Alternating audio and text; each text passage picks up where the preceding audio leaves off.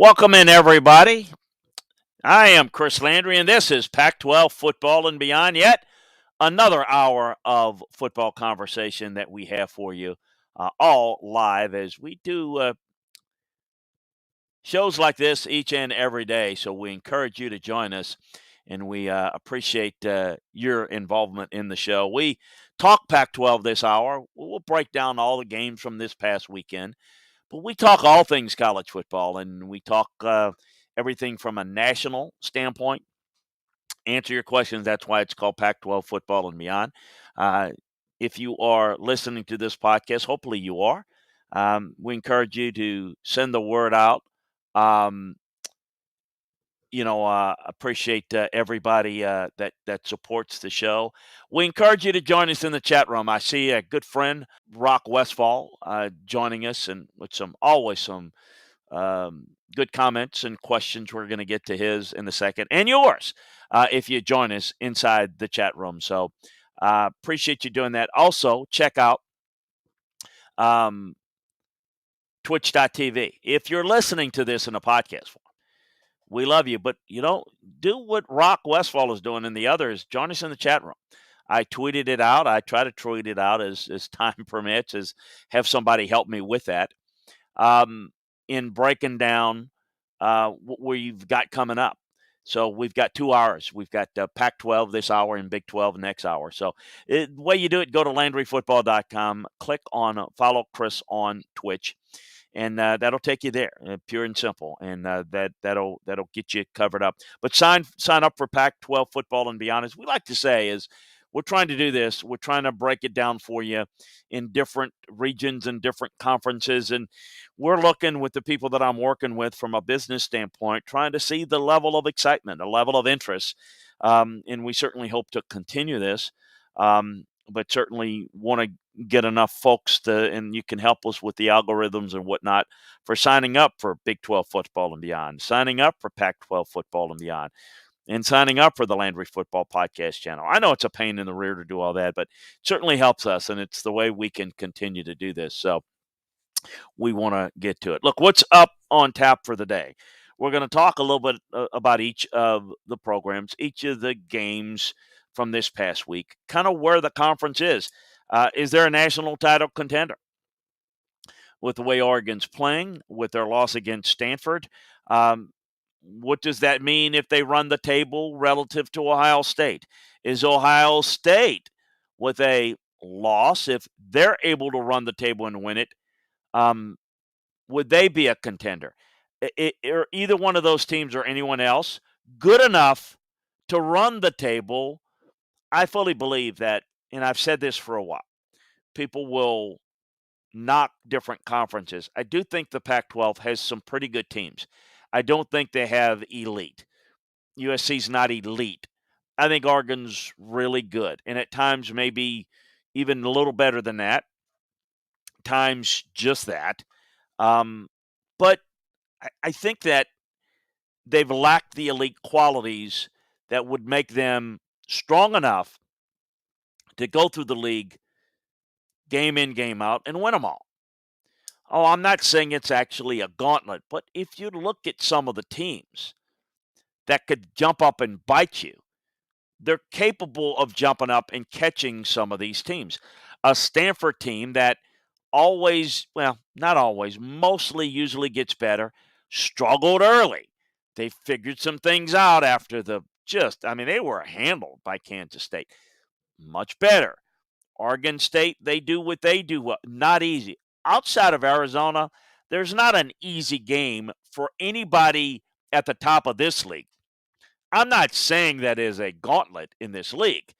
I'm saying for the teams at the top that are good, that are top 15 to 18 good, you start maybe with the best team in the league, at best around 10 or 12, and then you basically have more competitive balance week in and week out. So that's kind of, we're going to get into all the games and the thoughts on that. Take a look at this week's action. From a national standpoint, um, we don't have remember, all the conference games from this past week, broken down on LandryFootball.com for you to check out. We are going to break down each and every game as well as we do every week. No featured games, but detailed breakdowns nonetheless. Featured games this weekend: Kentucky, Georgia, Purdue, Iowa, because of Iowa's status right now. TCU, Oklahoma, Ole Miss, Tennessee brings some intrigue. I would say that Arizona State, Utah. I may get to that and may add that to the list. Utah, tragedy off the field, problems because of that. I mean, they stopped practice due to some of the things that have happened off the field. You're starting to see them play better. Are they going to be a challenge? I think they will be for Arizona State. How much? We're going to see. So we'll take a look at this. The USC coaching situation, coaching search. Look, it is ongoing, but it's going on behind the scenes. There's a lot of speculation. I think as things go forward towards the end of the year, we're going to have a better feel.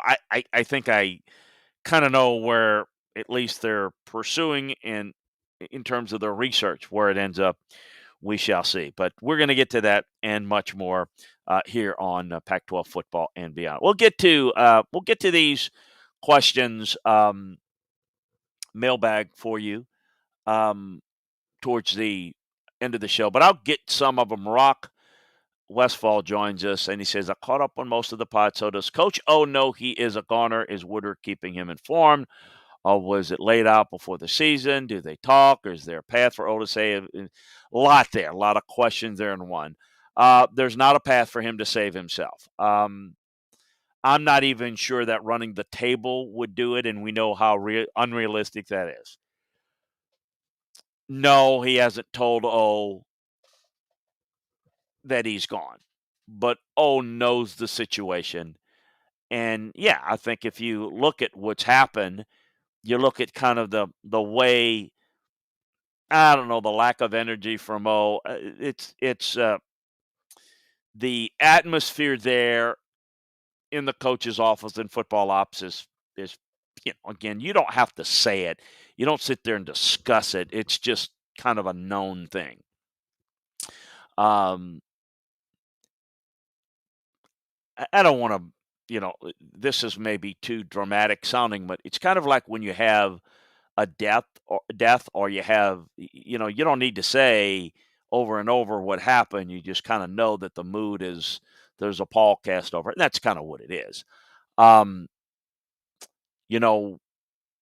What you see is a situation where the players have taken root of that.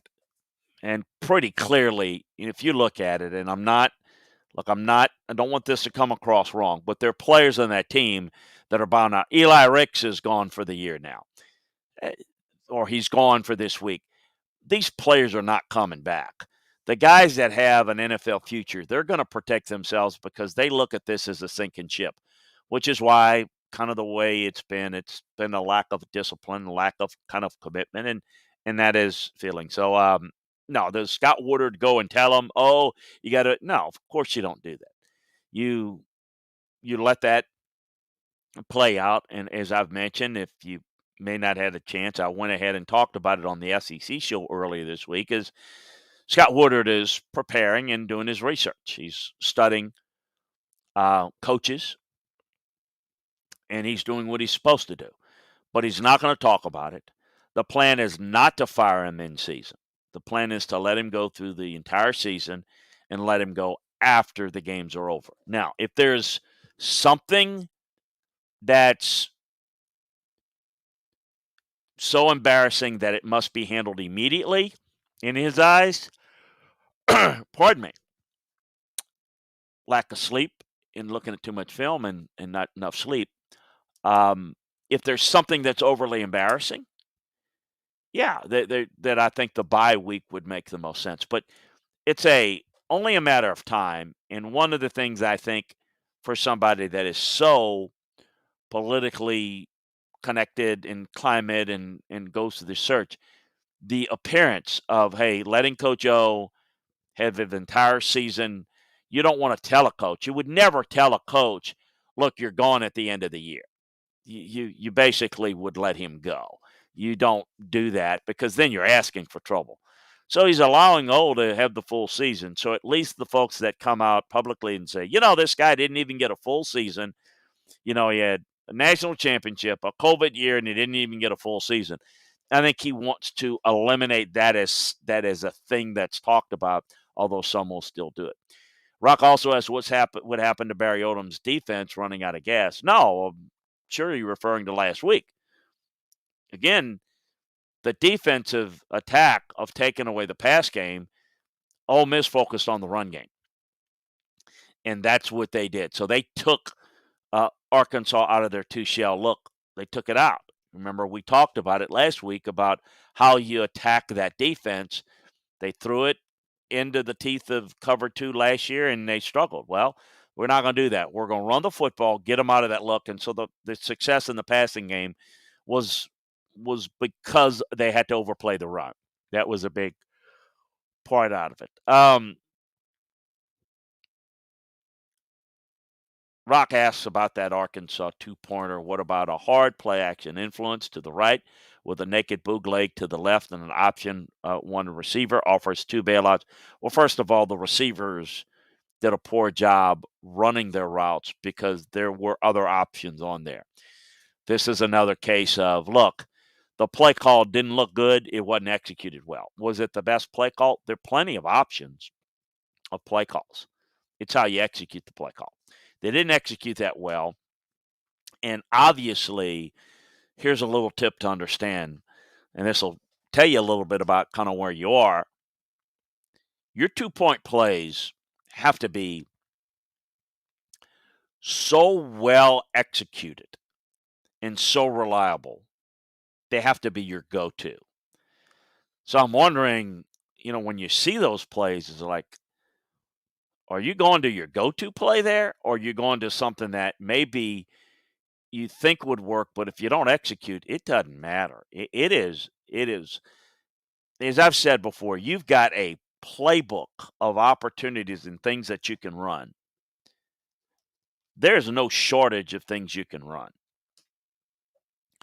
It's what can you execute? And we've seen that before. We saw that, I think, Auburn late in the game. We've seen it a few times this year. But, yeah, that was certainly maybe some better options. Kendall Bras called a good game, but that wasn't a really good executed play. And the design looked, at least what they did in uncovering it, I'm not quite sure that I was crazy about the overall design of that. So, any questions, we'll get to more of it as the show comes along. Bring them over there as every week's a new week. I always preach that, right? It's not about what you did. Coordinators, head coaches, they're idiots one week, they're geniuses the next week. You never stay the same. You either get better or you get worse. It's what you do with it. This guy's the greatest thing, and then he's awful the next week. It's how you build upon it, how you improve. It's about consistency. It's how you handle adversity. You're going to face it. Everybody has good plays. Everybody has a good playbook. Everybody does things well at points in times that will make them look like a genius. And everybody does things at times that makes them look like the village idiot. It's the ability to modify, to adjust, to work to your personnel, to integrate new personnel in it. That's what creates a level of consistency over time. That's going to give you the best chance. It doesn't matter year 2, year 3, year 4, year 5. The expectations go up with the longer you're there and the more money you make. I get that. There's nothing wrong with to have the expectations. But expectations and being able to figuring out immediately all the time, other people get paid too. Other people are good too. And those same people that are the heroes are the GOATs. Who's been better than Barry? Barry's been phenomenal. They outperformed them. There's no question. And they didn't have quite as many answers defensively, and it was an offensive game. The other thing I will say about defenses, and I stress this a bunch,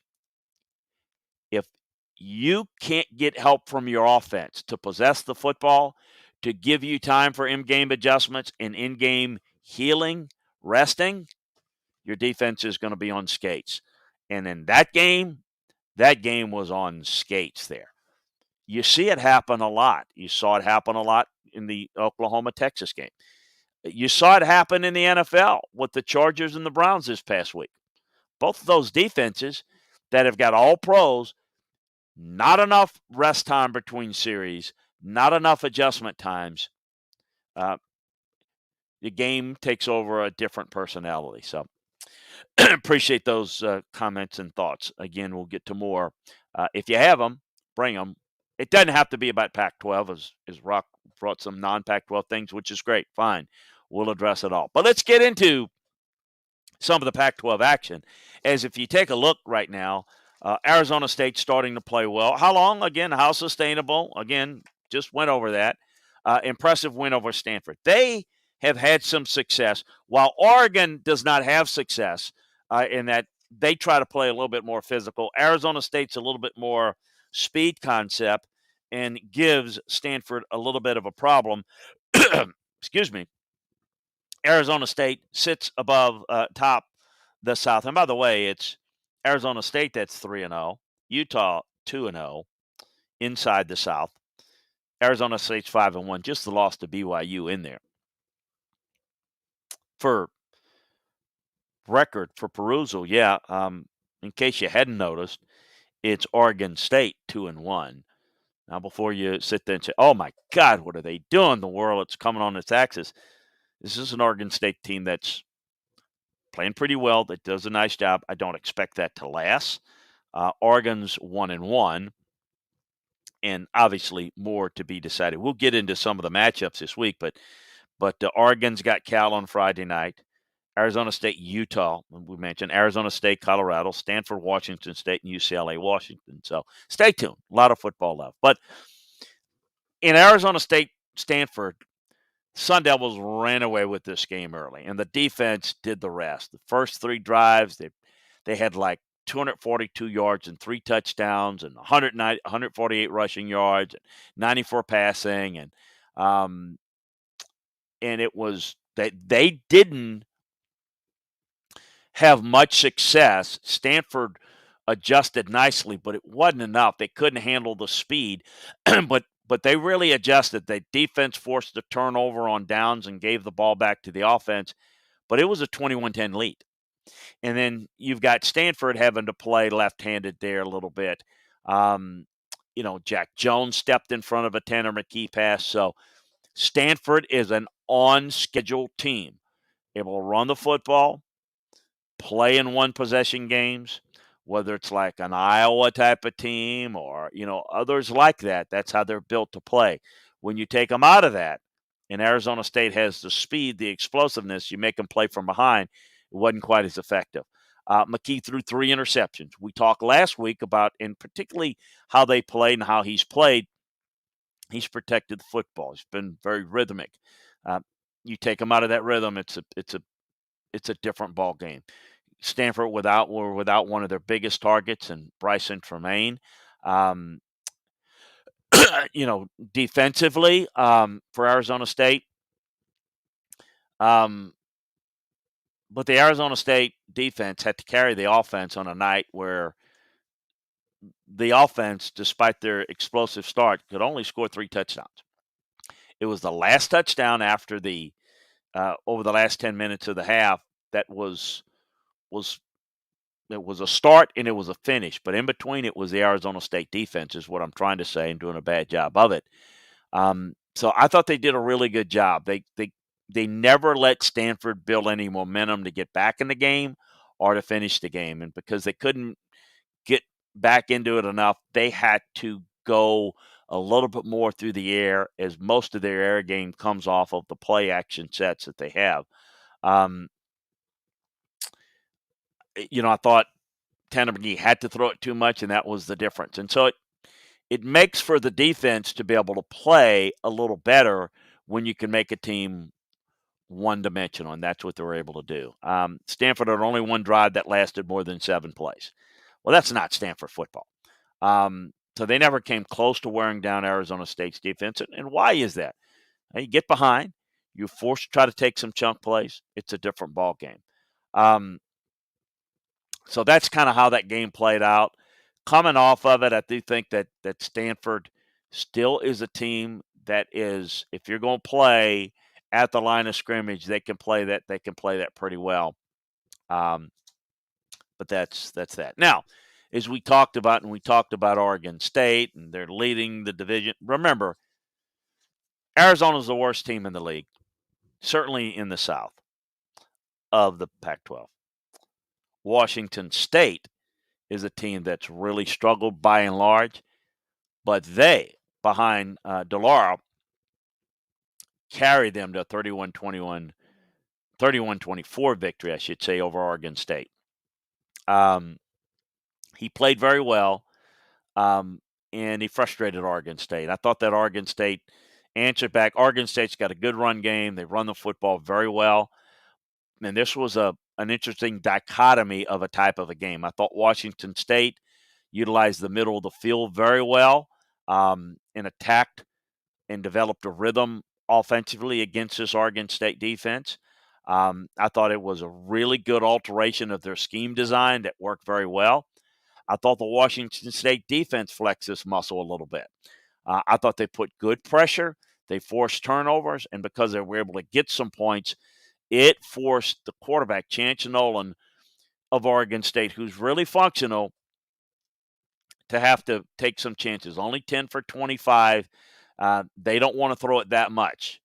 It was a really good game plan offensively and defensively, and I thought Jaden DeLauro was outstanding in the second half. He did some good things in the first half. Some good reads on a couple of crossing routes, a couple of slants, used his legs well, but boy, he found a flow in the second half. Really, really good performance.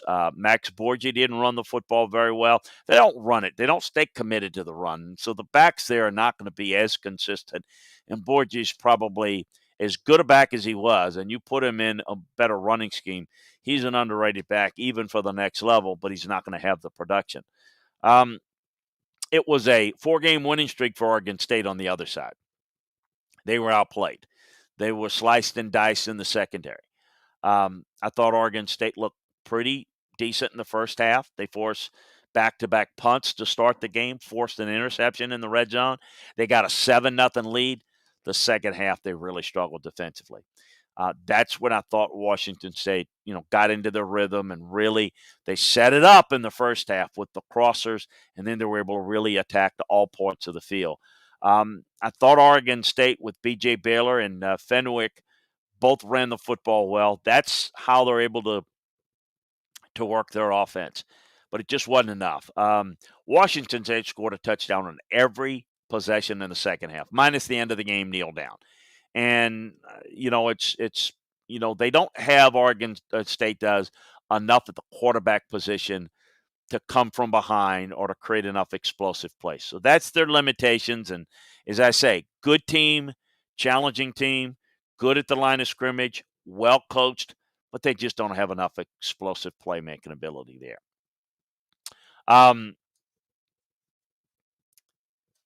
Really impressive beatdown of Utah against USC. If you go back, that game was going on. Probably a lot of people didn't see it, but that game was going on right at the same time that Alabama was beating A&M. So all eyes were on that game. Excuse me, and A&M was beating Alabama. So all eyes were on that upset. But there was a beatdown by Kentucky against LSU, and that drew a lot of attention from SEC fans. For the college football fan that again, I'm the sicko that's monitoring 6 at one time. This game was a beatdown. I mean, it was a beatdown. Now Drake London continued to play well. It's a but the turning point, and it was a good first half by Utah. But the opening the second half, they really ripped off a 43-yard touchdown run by Thomas was a big factor and kind of closed it. Utah's offense hasn't been lighting it up. As I mentioned, they've been slow developing more than normal, and I think it's because some of the off-the-field stuff. If you don't know what I'm talking about, sure you can Google it and find out. Obviously, they had a tragedy with one of their players getting innocently shot, and he ended up was the guy that was the recipient of the award that was given to him that was named for a player recently in recent years that was shot. So it's been an emotional situation. They've called off practices and things like that for players to deal with grief issues. So look, I mean, it's a tough situation there for you, but they with the offense struggling, they came in and recorded just 3 scoring drives of at least 75 yards, um, in its previous 4 games. Saturday, they ripped off 3 consecutive scoring drives of 75, 77, and 75 yards. I mean, they were just grinding it out, manhandling USC in a way that in one game that match what they've done all year long. Now we are dealing with the USC team now. They've got a home losing streak that reaches to 3, and they're searching for a first conference win. This is another case of, well, they know their coach has already been let go, and so now it's about the future. How does we fit? All of those things, were an issue. So for Utah, not only they have the off the field problems, but when Charlie Brewer left the program a few weeks ago, I mean, you're thinking this is going to be a disaster.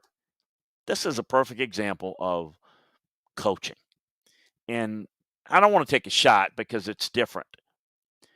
But you had Penn State that completely died on the vine on Saturday when their starting quarterback went out. And I get that.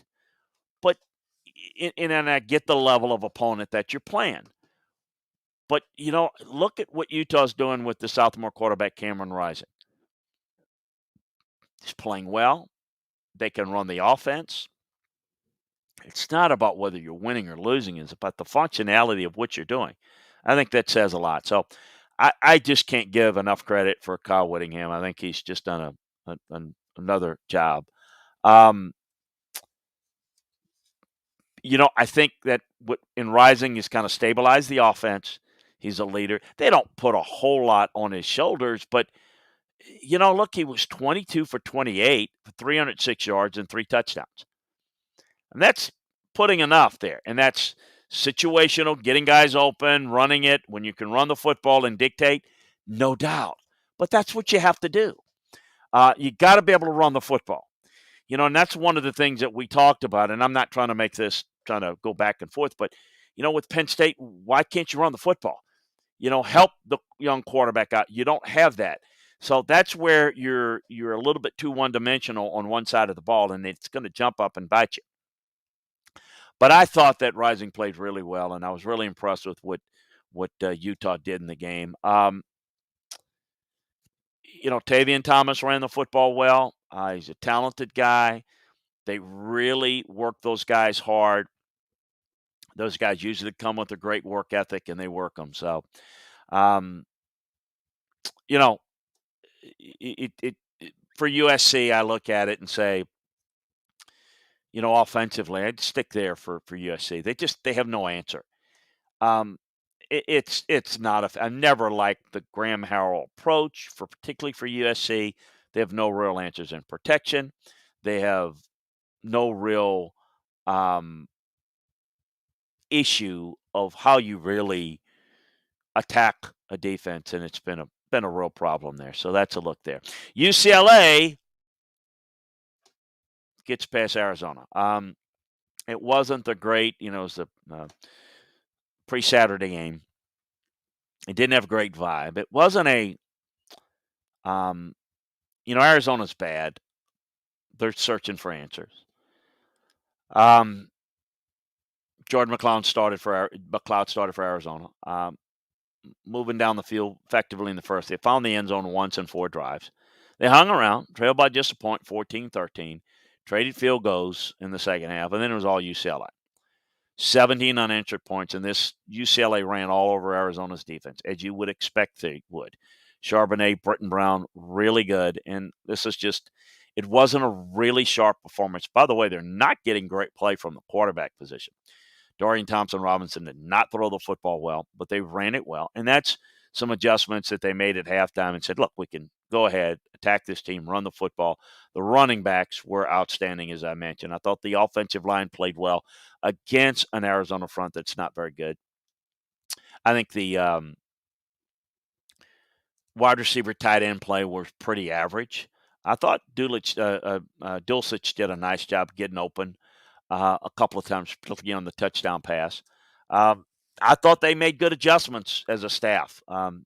They were not able to get much done in the passing game, and that limits them. And that's why I'm saying, well, what's wrong with them? They dominated LSU. Well, we know LSU's issue, and LSU couldn't stop the run. And really, the success in the passing game was really built off the run. They don't really throw the football all that well defensively. Like, defensive line played well. Arizona wasn't able to run the ball. I know it's Arizona, but they weren't able to run it. Um, they're not getting enough edge rush pressure on that side of the ball. Um, the secondary is not playing all that well.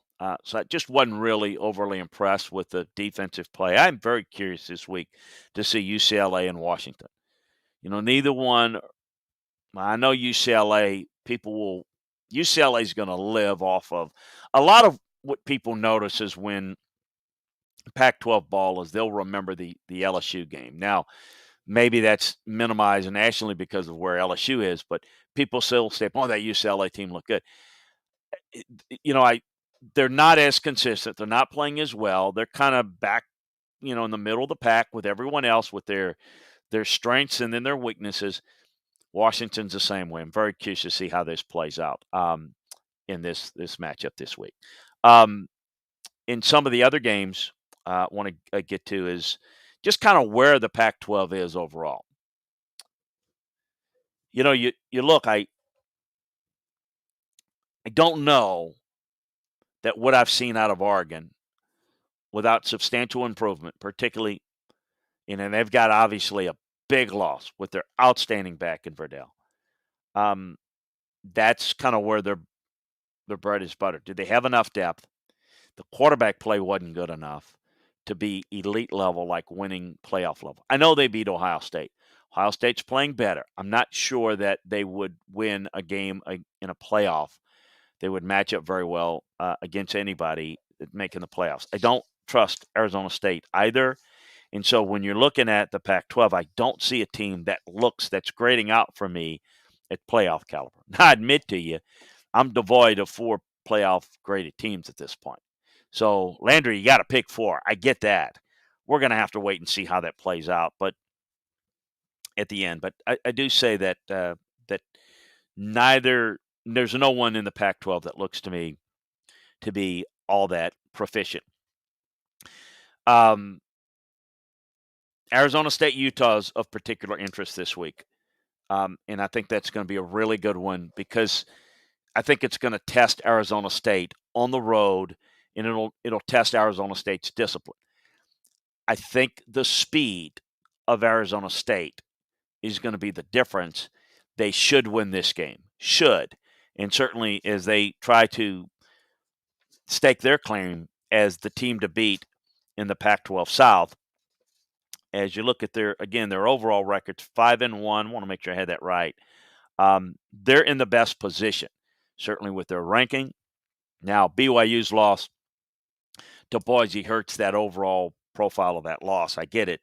But that game's intriguing, and it's a landmine game for them. I don't see Cal being able to challenge Oregon that much. We'll see. Stanford, Washington State's there. And then again, I like UCLA, Washington from a matchup standpoint. Not that it's going to have much of a say-so in where those two teams are going. Washington with 1 loss. Look, you got Oregon 1-1 in the conference. Washington 1-1. Cal 0-2. So it's still very early. A lot of football left to be played. In the South, Arizona State's 3-0. Utah 2-0. So this what makes this game real interesting. UCLA 2-1. Trojans with 3 losses, 2-3 in the league. Colorado and Arizona 0-2 and out of it. So it is a 3-team race, if you want to call it a race. I mean, it's Arizona State, it's Utah, and UCLA. all three are in it in the South with a chance. So that's a look there. Go to the mailbox to finish up the show here. Rock says, at the risk of your wrath, Art Browse was never sued, arrested, or charged. I think he could do wonders in the Pac 12 or at UNLV. Or is his son with Art in the background a better idea? Look, it's no, Rock. I'm not going to do your wrath there. Look, here's the bottom line: is he wasn't sued, he wasn't arrested, he wasn't charged. That's kind of a low bar standard of who you want to run your program. So, look, I got no problems with Art Browse as a football coach. Look, I'm going to let you in on something. I actually recommended Art to somebody in the NFL a couple of years ago, just as a background, an analyst that could provide some things. That Ole Miss offense that we talk about, a lot of the play design is Lane Kiffin. The tempo is Jeff Lebby. That's Art Browse. That's where he learned it. Okay, they're related actually. He's married to Art Starter. He worked for the concept, and what he does is fine. That's not the issue.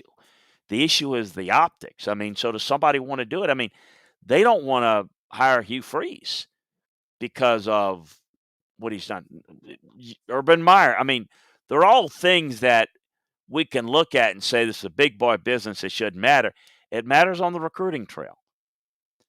I mean, you can sit there and say, well, why'd I go to UNLV? Again, they're going to deal with the negative media. And by the way, bad on me. I didn't finish the story. I buried the lead. I recommended Art Browse, and the Browns hired him. They were vilified, and they had to fire him, I don't know, a week later because the negative press towards that.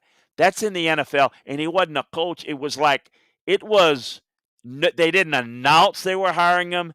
It's just somebody found out. You imagine what that's like. The other thing that Art hadn't done is Art hadn't really apologized. You don't have to be sued or arrested.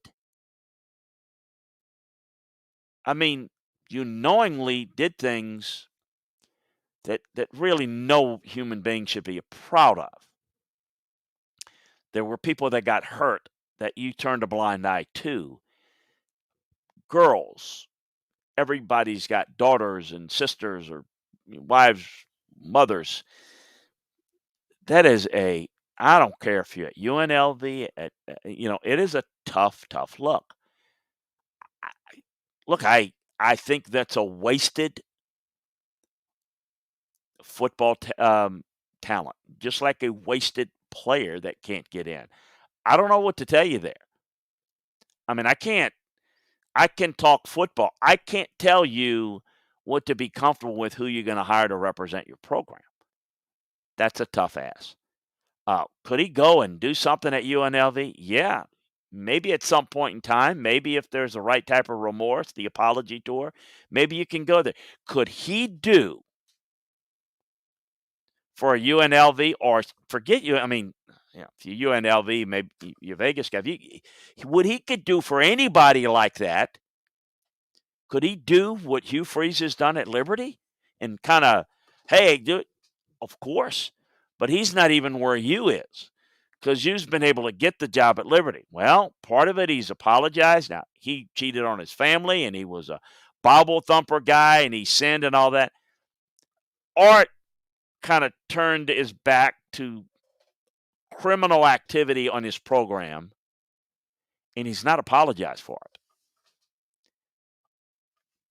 Look, just make of it what you want. I would say that it would be a safer call if you wanted to go get a Kendall Browse or a Jeff Lebby to do that. Now, I don't think they would take the UNLV job where Art probably would. But But that's the problem there. That's the issue. Because I think that they've got their heights set higher, but there are other things from a head coaching standpoint other than just bringing your offense, and I'm going to do that. Both of those guys are bright offensive guys that can modify and adjust, but that's a big part of it. No, it's nothing wrong with them. I'm glad you bring it up because if you don't bring it up, somebody else may have that. So no, I'm not. I don't. And look, I don't want to. If you feel my wrath, then that's bad on me. I don't want to make anybody feel my wrath because I don't have a wrath.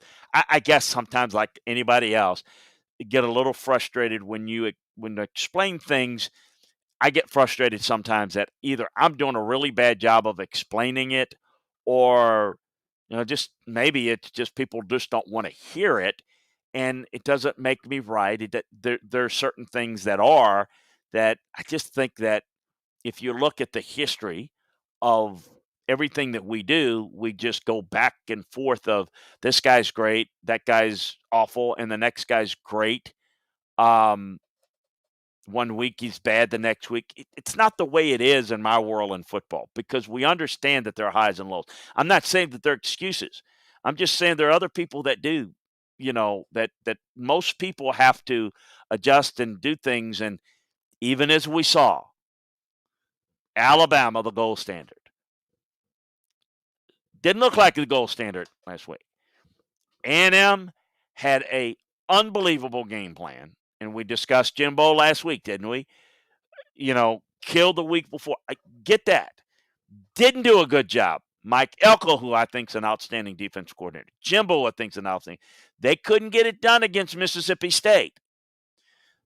They learned some things. They made some adjustments, maybe some drastic adjustments, that they took a lot of chances against Alabama. And look, they're the apple of everybody. They got all the answers. And Alabama, I can't figure it out. And what's the problem? It's this and that. The next week, what happens if there's not the same buy-in or the same focus, and A&M gets upset? Are they idiots again? I mean, I think over time, you make evaluations on players, on teams, on coaches, and on schemes. Over time, you have to be able to modify, adjust, and understand that there are going to be valleys. I want to see how you deal with the valleys because the valleys are going to be there. So anyway, good thoughts that you had there. Hey, appreciate you joining us. Join us if you would out there for Big 12 football and beyond, as we're going to get into Oklahoma's quarterback situation. We're going to get into that a little bit and kind of how the general thought is and my thoughts on it. How good is Oklahoma State? Where does Texas go from here after playing well but losing that game? This week's key matchups, all of that and more. Big 12 football and beyond, that's going to be coming up shortly right after the top of the hour. Bring your questions, bring your thoughts, bring your comments, bring your passion. We appreciate you doing that.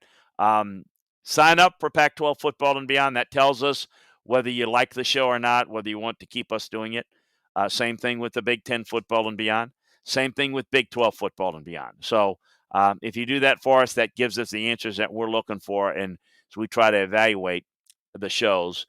So you can do that by doing that. And if you can, by spreading the word through social media to your friends. Hey, think you're going to enjoy this show, Mr. Pac-12 fan, Mr. Big 10 fan, Mr. Big 12 fan. Spread the word if you would. We really appreciate that. Check out LandryFootball.com. Remember, all the breakdowns are going to be inside the film room and going to be on LandryFootball.com for you, as well as all the recaps. More details than I'm able to get to you here on all the games. We're going to have more and more more detail of that over at LandryFootball.com. Thank you for joining us. Talk to you top of the hour, folks. Thank you.